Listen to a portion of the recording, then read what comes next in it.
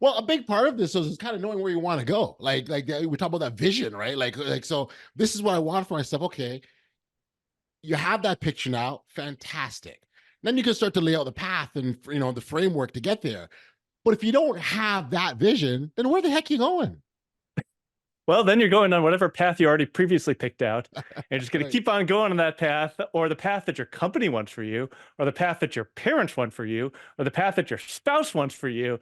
There's a lot of people that want things from you, want Yes. you to go certain ways. Yes. And it's really easy to stay on that path because you have all these pressures from the outside, the culture, the company, your family, pushing you to stay on that path. And it's like, I mean, that's what it means to live audaciously. It's like, say, like, no, I get to choose my path. Not everybody around me. I will choose it, and I'll deal with the consequences when it upsets all those other people, if it does. Yeah. Yeah. Welcome to the Audacious Living Podcast, hosted by my man, Audley Stevenson, the Odd Man.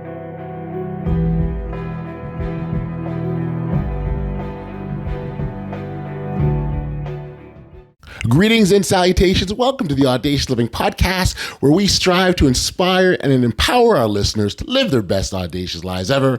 I'm thrilled to have you here with us on the program and appreciate that you've taken some time out of your schedule to be a part of our journey. Now, we'll be talking about making choices on this edition of the podcast. And when you think about making choices, it's like navigating, a vast ocean in a sailboat. Each decision you make is like a gust of wind that propels you in a certain direction. And that sailor who's navigating that boat must carefully adjust the sails to catch the right winds and to avoid maybe perhaps treacherous torrents or currents. In the same way, you've got to weigh your options and consider the consequences of each choice that you make. The end point may be shrouded in kind of mist and not clear. With each thoughtful decision, you steer yourself towards the horizon of your goals and aspirations. Now, Eric Nehrlich is an esteemed executive leadership coach with a passion for guiding individuals towards greater impact, and he's here on the next edition of the Audacious Living Podcast. He's got a wealth of experience in helping leaders unlock their potential. Eric brings a unique perspective to the table, and in this episode, he'll share his insights on the importance of owning our choices. We just talked about those. So the importance of owning those choices that we make, finding meaning in our actions, and living authentically. His expertise in leadership coaching makes him a valuable resource for anyone seeking to make positive changes in their lives. So now that we're all set and ready to go, let's turn it over to our conversation with Eric. Enjoy.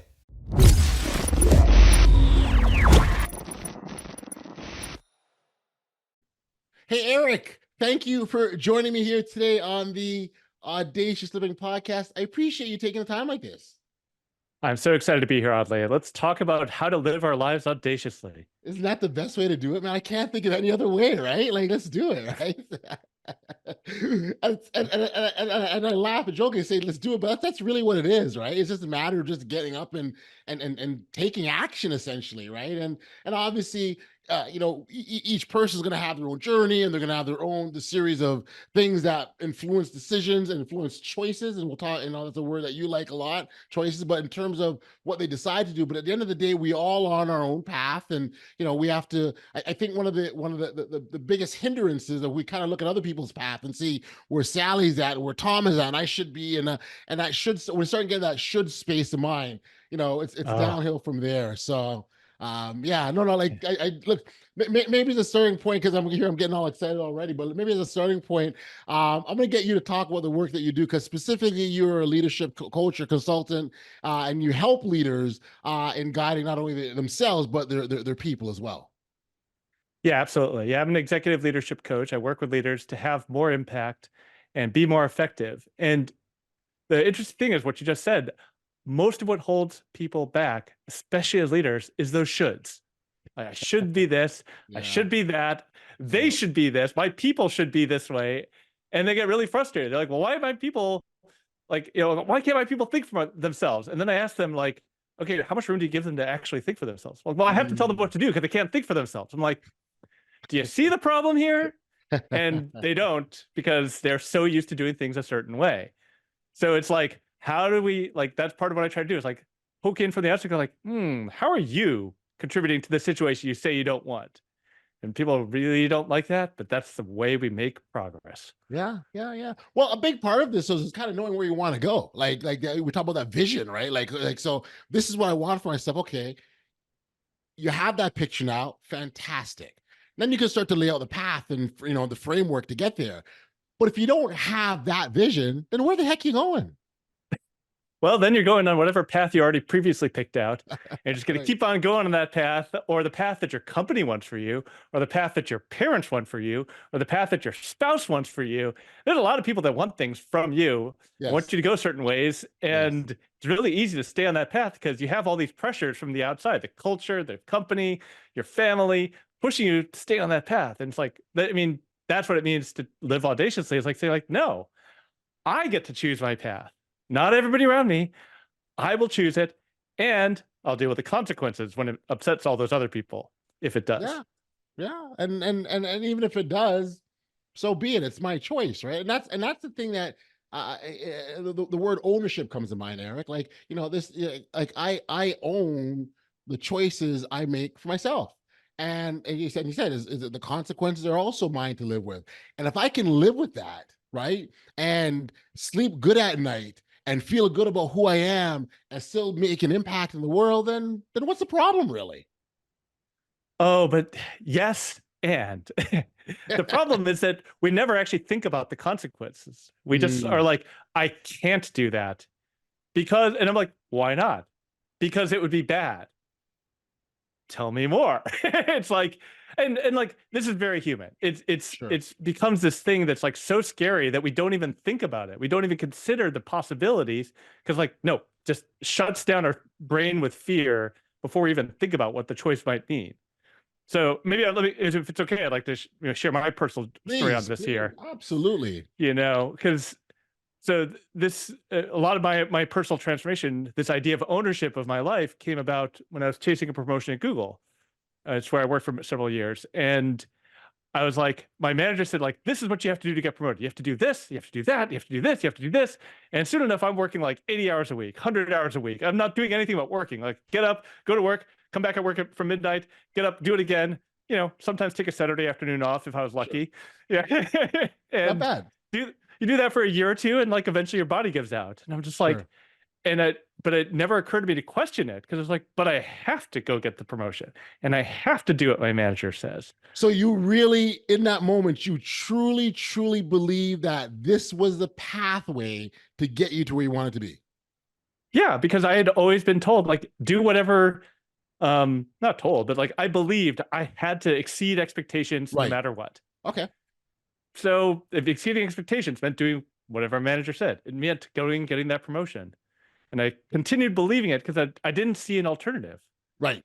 Until I got sick and my body was like melted down and exhausted. I spent a week in bed being miserable over Christmas break, going like, wait, what am I doing? Why is this worth destroying my body, destroying my relationships, destroying my friendships? Is this really what I want? Right. And in that moment, I was like, oh, wait, the consequences of this path, I can see now. Physical health, gone. Friendships, gone. Yes. Anything outside of work, gone. I'm like, okay, those are some serious consequences. What if I didn't go for the promotion? What if I said no to my manager?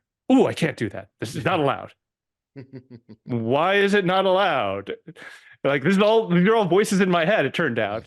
Yes. And once I realized I could say no to my manager if I was willing to accept the consequences, as you said. And there were consequences. Let me be clear. I lost half my team. My performance rating was slashed. I didn't get that promotion. And the other consequences were I had my life back.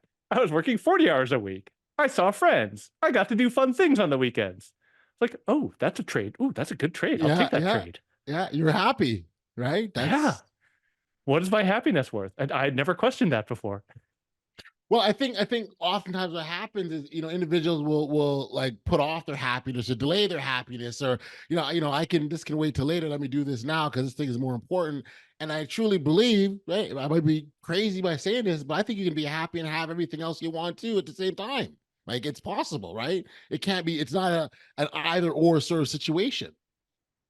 Yeah, I mean, it can. I mean, yes and no. It depends on what you really, really care about. Like there are people that like, I want to make the most money. And if you're like, say like, I'm going to make the most money and I'm willing to sacrifice everything for it, you can do that. And the Right. people that are not focused on it, they're trying to be happy and try to have healthy relationships and things like that, they're probably not going to be as focused on making money as you are. I saw a Mhm. stat recently that like out of the 10 richest people in the world, they have 17 divorces among them. It's like, okay, yeah, like that's the cost that they're willing to pay for that lifestyle. Are you willing to pay that cost? Right. Consequences, you know? Yeah. Yeah. Let's talk about interesting stuff. By the way, I gotta maybe money isn't all it's cracked up to be. I don't know. Well, they're happy in other ways, maybe. I'm not sure Yeah. they are. I'd like to think they are. Put it that way. If I would put myself in their shoes, I like to think that they're happy. So there we go. Yeah. Let's sort of dive into the power of choices and the I guess there's the process of making a choice. And I think with the pieces that we just touched on feed nicely into that, because if you're happy not working 80 hours a week, you have your weekends back, you have your family and friends, you've made that choice. And as long as you're happy with that, then, great. Then you've made that a good choice. But there are times when we make choices that we're not totally in line with and who we are. And like sort of talk about that whole process, Eric. Yeah. Well, it comes back to this idea of ownership, and feeling like we're not in charge of our own lives. Yeah. And it's I'm stuck. I can't do anything about this. Like I really felt stuck in that. And when I was burning out, because like, well, what else could I do? The answer, not work as hard, was just not on the table for some reason. It didn't seem like a choice. It was just like, no, I have to do this. And I blamed everybody else. I was like, oh, my manager is making me do this. My Right. company is making me do this. I was pointing fingers everywhere out there. And because that's how I felt. I felt disempowered. I felt I had no power over my life. Right. But what I realize now is there's nobody that controls my actions but me. Right. I let my manager give me all that work because I didn't say no. Because I was worried about the consequences. I wasn't ready to own the consequences at that point. And it's a tricky thing because there are like, I want to be careful here. There are cases where the external forces are pretty large. I mean, Sure. there are structural issues. There's systemic Sure. racism. Yep. There's patriarchy. Like there are things that like acting on people. And in every situation, we can still choose what to do if we're willing to accept the consequences. And I think even that shift in mindset can make a big difference. Like I may be stuck in my job, but I'm willing to put up with this bias or this behavior because this is what allows me to put food on the table for my family and pay for a roof over their heads. That's the meaning I make of it. That's the choice I own. I'm willing to put up with this because this is the meaning I make of it. So then you are owning your choice instead of feeling stuck. And I like just this subtle shift makes all the difference, I feel like. Yeah. Yeah. No, that subtleness is important, and it is eye-opening at the same time.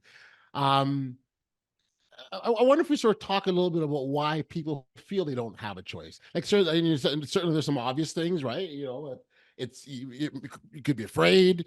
You may not, the authority, use the example of your boss, right? So authority, the higher power said you shall do this and you have to.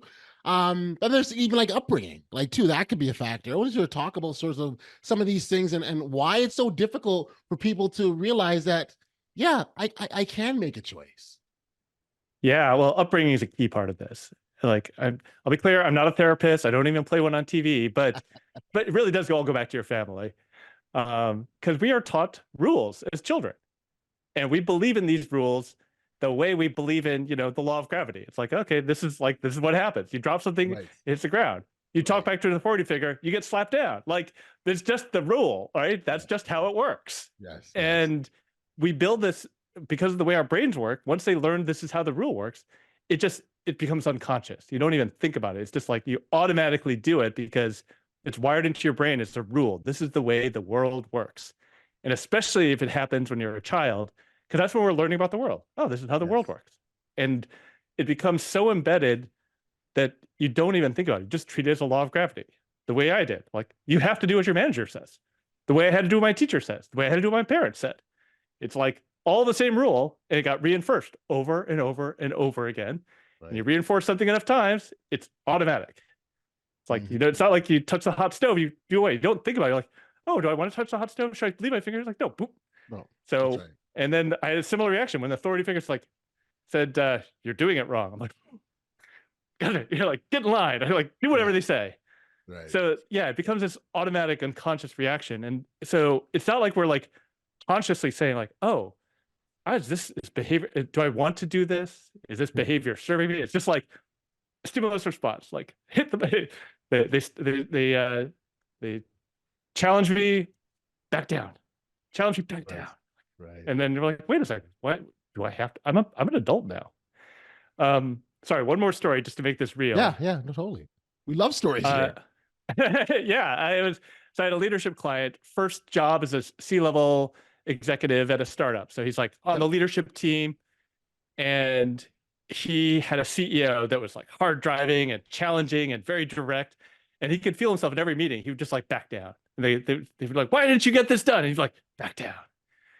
And I was like, okay, this is interesting because you have all this experience. You have 20 years of experience. You're a grown person, and you're backing down to this guy. What's going on there? He's like, I don't know. Like, it just seems like I can't figure out what's going on. I'm like, okay, so what do you feel like at that moment? He's like, oh, I feel scared. I feel small. I was like, what other relationships in your life made you feel that way? He's like, my dad. Like, oh, okay.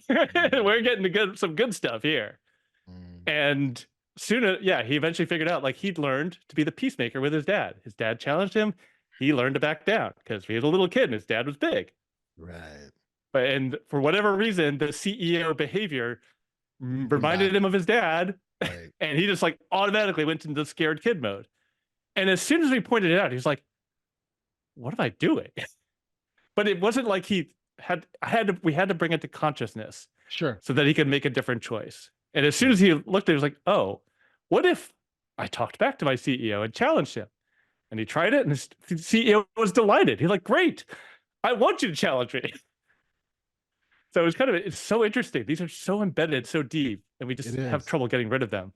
And I was going to say, that process of dealing with these automatic responses is a challenging one because of the fact that, first off, if they're not brought to our consciousness, we don't know that they are there. So that's the first challenge right there. Bring it into the light, right? If it's in the dark, we're just operating in autopilot. And so that in itself that's a process in itself, right? And then once you get it in the light, figure out what the next steps are, that's another entirely different process. So it definitely does take some work to work on these areas. Yeah. The what else could I do is such a great question. It's like, because it's like, well, what else could I do? Well, like, what would somebody else, like, this is a great imagination thing. What would somebody else do in this situation? Right. And it's like, and then people are like, oh, well, like if I was my friend so-and-so, like they would like raise a ruckus, in this situation. Like, okay, so why can't you do that? Like, ooh, I could never do that. Never? Like, that's a pretty strong word. Like, what would happen if you tried? Like, bad things. Can't do it. It's just like, you can just see the immediate shutdown. It's like, oh, that's so interesting. Let's play with this a little bit. And another good one is like, you say like, okay, so let's say that your best friend was in the situation you're in. What advice would you give them? Well, I would tell them to do this and this and this. I'm like, and it's funny that we have all the answers for everyone else, but not for ourselves, isn't it? It's so interesting, right? I mean, and me too. Like, I'm not saying I'm immune to this. There are so many times I'll be talking to my coach or therapist. They'll be like, have you considered this possibility? I'm like, I've given that possibility to 3 clients this week, but no, I had not considered it for myself. Man, I've got a friend of mine who he gets the best guidance and advice from me, man. And there's been Hmm. times where after we finish talking, I'm like, where'd that come from? And that's a good idea. Maybe I should think about that. Like literally, that's a conversation I have. So I know it should be loud and clear, man. It's hilarious. And you know what's probably funny is he's like, yeah, I got that from you, Audley. Like, I'm just giving your words back to you. That's right. That's right. That's right. That is funny. That is funny. The manner in which we look at our lives or how we perceive our lives or how we feel about it, I think that's also important in this whole process of what we're talking about.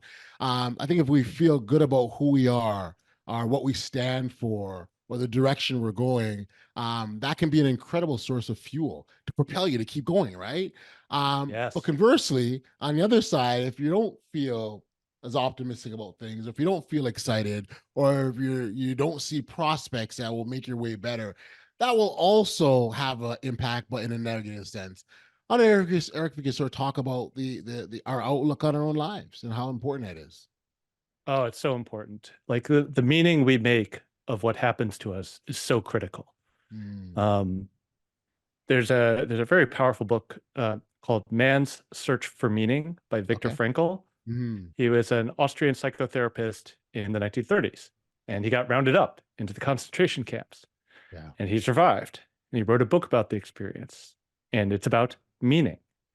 And there's this great line from the book. I'm going to not quite get it right, but it's something like suffering ceases to be suffering as soon as we can find the meaning in it.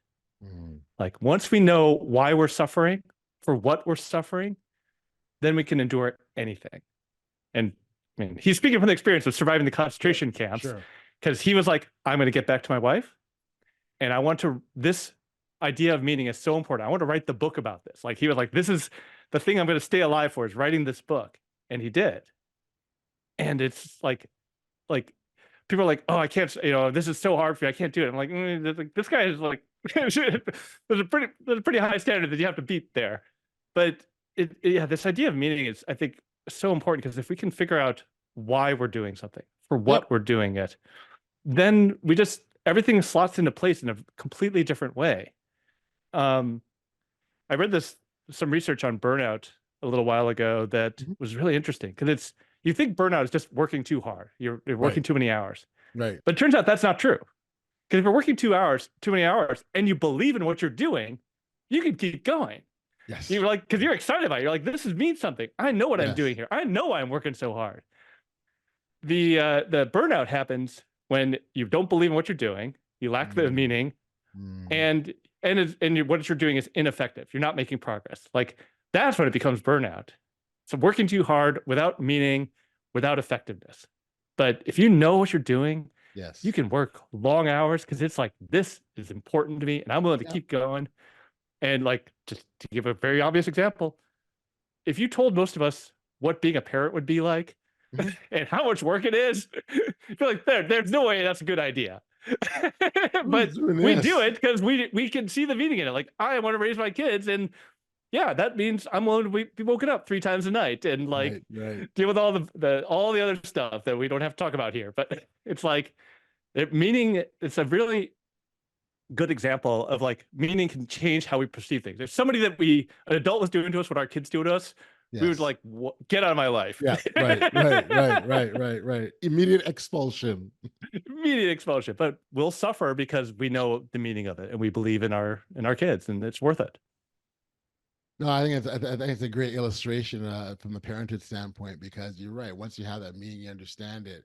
And I'll even insert the word joy. Like once you have enjoyment in what you're doing, that just adds even more fuel to the fire. And you could stay up later at night doing this thing because you like it, you enjoy it. It may not necessarily be the best for you all the time, but I mean, you're finding that enjoyment. It's not a painful process to go through. And the idea, and we've all heard this, find that thing that you love, or you're not working a day in your life, right? Because you don't feel like you're working. To get to that point is not a level that a lot of people get to, right? But to get there, and when you can confidently stand, like you look around and say, you know what, I'm doing okay, and I love what I'm doing. Like that's when you reach a special place. Yeah, I agree with that so much. The joy and the excitement and the energy we get from the activities in our life. Like what I often, as I work as an executive coach, I often work with people. I'm like, so what would you do? Like if you won the lottery tomorrow? And first they say is like, I want to go like desert, onto a beach and just drink for 3 months. Like, okay, after that, Yeah, you're after going you to get get that out of the way. bored because That's right. you're like, you're ambitious. I know you have too much energy to do that for the rest of your life. What would you do? And they're like, they start like coming up with ideas of like, oh, I might do this. I might do this. I'm like, okay, let's figure out how to get whatever that is into your life. Because that's what you need, is the thing you would do even if you didn't get paid to do it. And if you can start doing that, like you said, like the thing you would spend your weekends doing, your nights doing, your vacations doing, bring that into your current life, bring that into your job, then like you said, you don't work a day in your life. It's funny, my wife jokes I'm retired. I'm like, I'm working very hard. She's like, yeah, but you love what you do. I'm like, well, okay, you can't argue with that. So like, Yeah, okay. I get to like, I'm a geek. I get to read books about leadership and call it work. I get to talk about this stuff all day long. I get to have great conversations with people like you. I'm like, yeah, I have a pretty good life actually. Pretty sweet gig. So the conversations that you're having with leadership and executive coach about some of these things, the choice and finding enjoyment in life and vision and purpose, all kind of things. Is there a lot of work in getting leaders to understand and recognize? I guess really I want to know is how much of this is already that they already know versus, oh my gosh, this is a new phenomenon. I've never heard of it. Thank you, Eric. Help me for opening up the world for me. Good question. It's a little bit of both. I think they know it subconsciously, but they don't really want to engage with it. They know what makes them happy, but they're worried that if they indulge in it, they would lose everything they've worked decades to get to their current position. They're like, I can't lose everything I've worked so hard for. So therefore I can't be nice to myself. I can't indulge this thing that would make me happy, because if I started doing things that make me happy, I would just never work again. And it's like, I don't think, like, it turns out that's not true, because if you enjoy what you do, you can lean into it. Like, I actually had one client who was 5 years away from retirement. Like his company was like, that you have to retire at a certain age. You're like, okay, I want to start planning my retirement, and let's talk about what that would look like. Okay. And we started talking about these things. Like, what would give you energy? What would give you joy? What would give you this? And I was like, do you see, here's a way you could bring that into your current job. He's like, I never thought about that. And like, he came back, like, originally it started off as like this personal coaching thing, like help me figure out to do what in retirement. And like a month later, it was like, I'm so re-energized by work. I want to do this forever. I'm like, it was kind of interesting. Like, oh yeah, we can, back to that point of like, where do we aim? Like once he was clear, like, this is the experience I want to have in my daily job, he could find ways to get it. Yeah. And then he was like so much more satisfied. Instead of the next 5 years being a slog to get retirement, he was like energized and like, oh yeah, I want this. I want to do this. And oh, I can make a difference over here. And he found that meaning, that joy. And it was like, oh yeah, this is what I love doing. But he had just not been willing to entertain it, because we're trained, especially in American culture, to sacrifice for the future. Yes. Work hard now, get good grades to get into college. Work hard now, get good grades to get the job. Work hard now, get grades to get the promotion. It's always the next thing, the next thing, the next thing. It's never about now, happiness and joy now. It's always sacrifice for the future. Yeah. And it works. It's very powerful to a certain point, at which point you realize you've lost yourself somewhere in that process. And that's a lot of what I work with leaders to do, is help them rediscover themselves and bring that back into their leadership. And that was one of the very first things that we talked about, like enjoying that process, and why enjoying the now, right now, instead of putting it off to later. When you put it off to later, like, first of all, who knows if later will ever come? There's no guarantees of that, first and foremost. And you essentially like delayed your happiness and joy for something down the road. Well, why not just have it now, right? That's kind of it's yeah. I mean, but we're trained, like I said, we're trained to do it by this culture. And you can't indulge yourself. I can't be happy. It's this Puritan idea of like, never be happy. If you're happy, you must be doing something sinful. And it's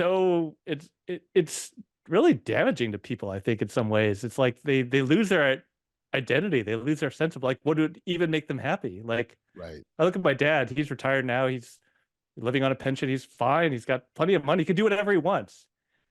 And he doesn't know what he wants. He just basically sits around and watches TV, because he he lost touch with like anything that would make him do anything for himself, because he's like, well, I can't spend money. I'm like, you're the whole point of working your whole life was to have the money now, which you have. Yes. So you can spend whatever you want. He's like, oh, but I can't save. I can't spend money. That would be wrong. I'm like, oh, come on. We're missing something here, Pops. That's funny. Yeah. I wonder how much. So if you're able to do work that has, making a difference to others, having impact. I want even when I say impact, I mean real, meaningful impact that matters, right?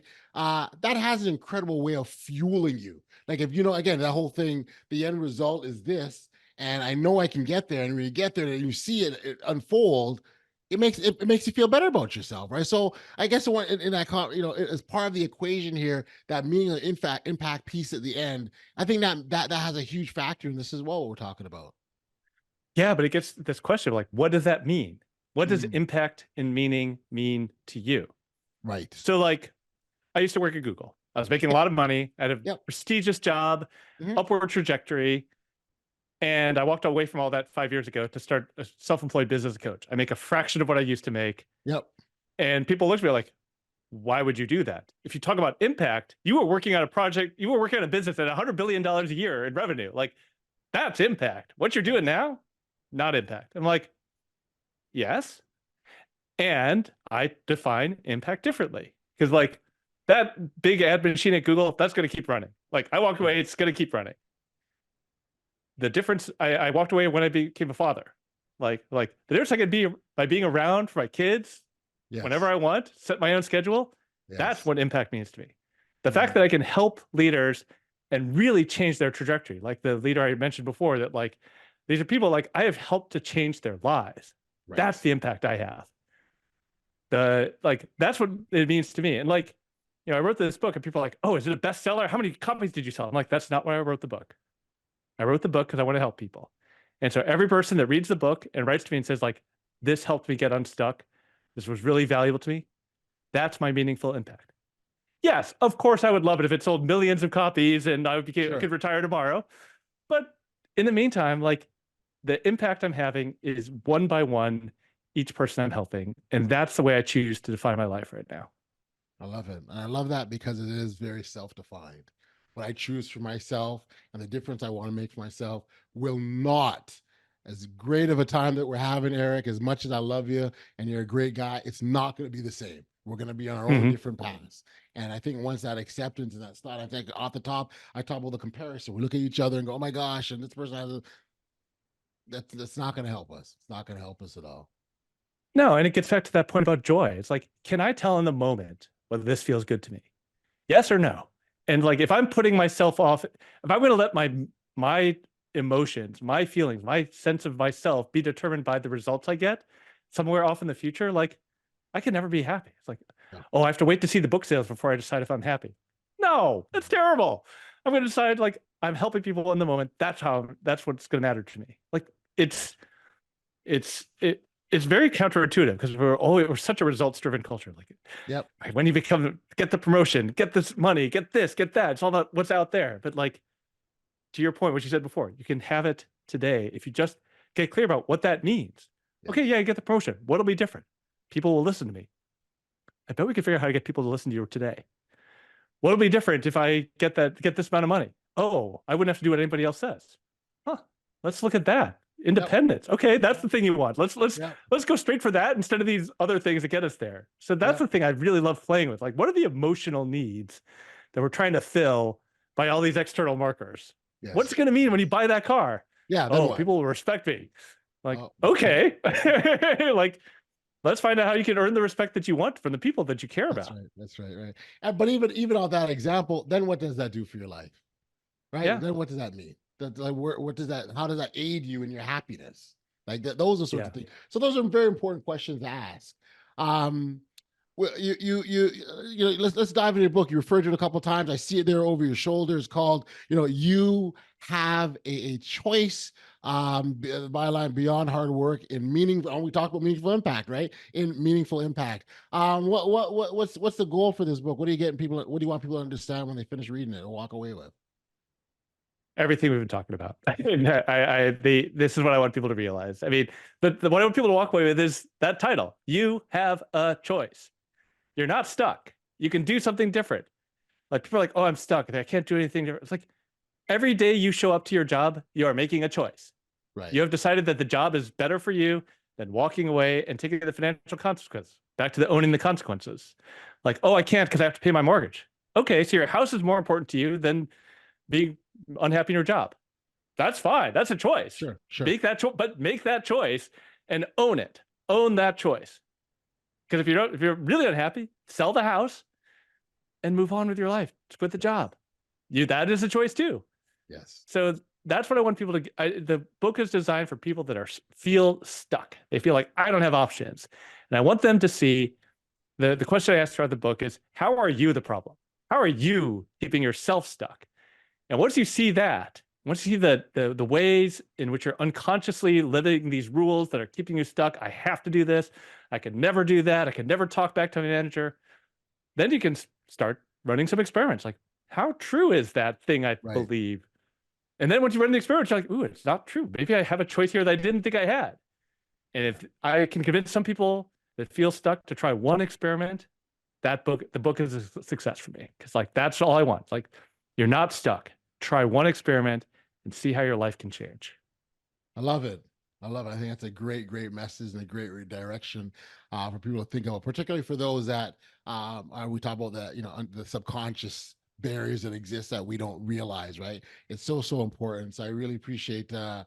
Eric, I had a blast by it. It's been a great chat, and I really appreciate you you taking the time to do this. It falls so much in line with the goals of the podcast. We talk always and often about helping people live their best audacious lives ever, and oftentimes it comes down to that choice. And you've beautifully articulated why it is so important that we do make that choice that's right for ourselves. And so I appreciate you doing this. For our listeners that want to learn more about you, or where can we go to get a copy of the book? Where can we send them?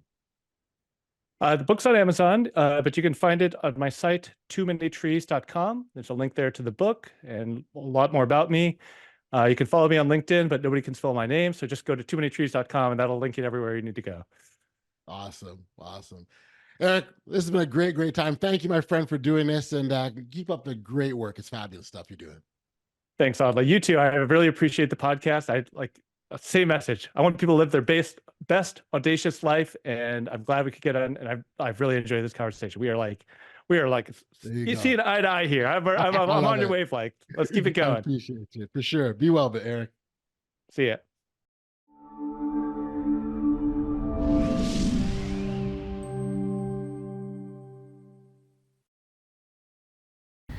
Back we are here on the podcast, and as Eric eloquently put it, true fulfillment comes from aligning our actions with our values and choosing paths that resonate with our deepest aspirations.